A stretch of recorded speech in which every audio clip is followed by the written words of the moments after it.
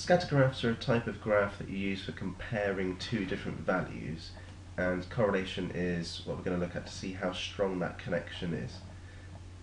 So here's an example of students' height in centimetres and their foot length also in centimetres, and you can see that they're paired up. This 154 and 21 is the same student. This is that student's height and their foot length, so they have to be kept together in their pairs. It's important to keep that in mind if you try and put them in order. You'll notice that I've already organised the heights in order of height as well, just to make it a little bit easier when plotting. So I'm going to put these onto this graph here. This is going to be my axis, this one and this one. I'm going to label those and put some numbers on too. I'm going to have height going across the bottom,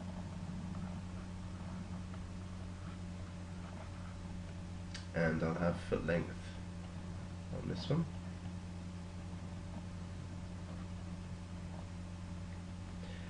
And then just got to think about the numbers. So on the foot length I need to go from 21 up to 30.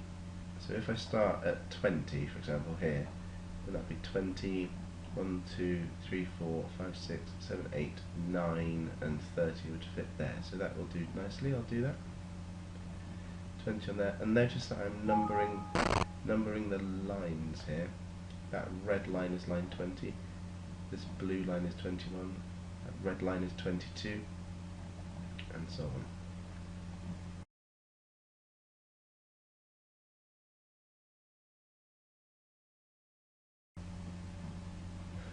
And I've got a little wiggle in here just to show that I didn't start at 0. That's just something that we do to make it clear that there's a break in the line here, break in the axis. So for the heights across the bottom, I need to go from 154 up to 160, and that seems, if I start here, I could go 154 for that red line. So I'm numbering the red line here, numbering the next line. I might see if I can fit in a bigger scale. 154, 155, 156, 57, 158, 159 and 160 will fit, so I'll do that. It's a different scale on here I'm going for. So I'm numbering all the red lines. And 160. So that's all the numbers. Now in terms of plotting them, these are coordinates now. So 154 on the height and 21 on the foot length. 154 on the height, 21. So a small cross there. That's my first one. And I've got 154 and 24. So there. I've got 154 and 21. So that's this point here again. There aren't any officially defined methods that everybody does for this. So what I'm going to do is I'm just going to put a cross the other way. It sort of has the effect of making that a bigger cross, and hopefully that will make it clear that there are two there. So 157, 23 is my next one. 157, 23. And we just go through and put in all the other points as well.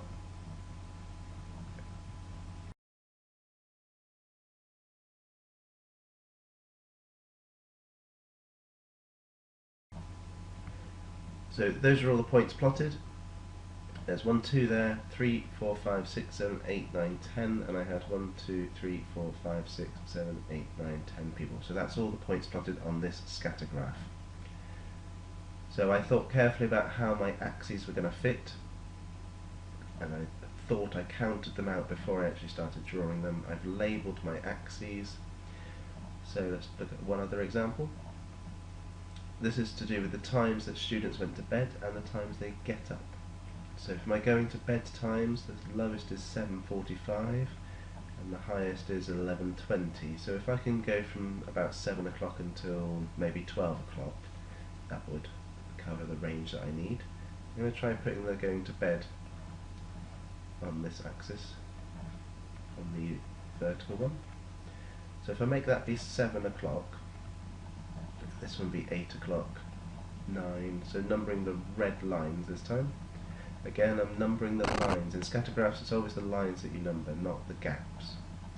So if that's 7 o'clock, then will I be able to plot 7:45 fairly accurately?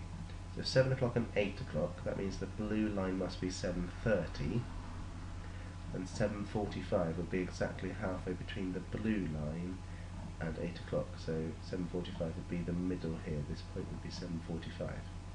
So that's okay. I can use my scale for this. Now I've covered all of those.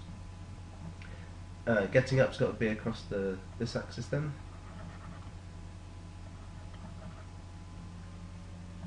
So lowest is 6:10 and highest is 7:20.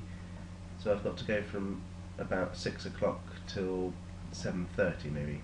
But if I make that 6 o'clock there,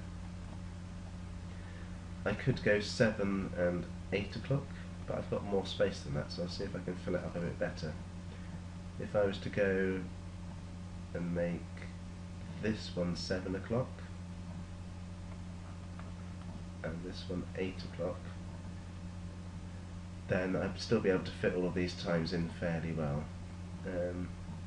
Because it's in hours, it might be nice if I can manage it to split it up into 6, give me 6, because then every little block would be 10 minutes. So I could make this 6 o'clock and this 6:10, 6:20, 6:30, 6:40, 6:50 and 7 o'clock, and then that'd be 7:10, 7:20, 7:30, 7:40, 7:50 and 8 o'clock, and I'll put in the halfway marks as well.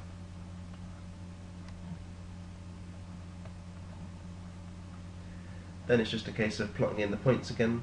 So going to bed is on this axis now. 6:45, sorry, that's 10:45 and 6:40, just here.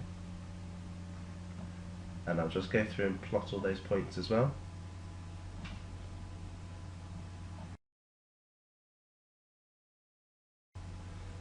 That's all the points plotted. With this one here, I did a cross first and then I did a cross the other way, but then there was a third point that also needed to go there. So I've done a blob, and just to make it clear what I mean by that, I'm going to put a little note over here saying that that means that there were three bits of data there.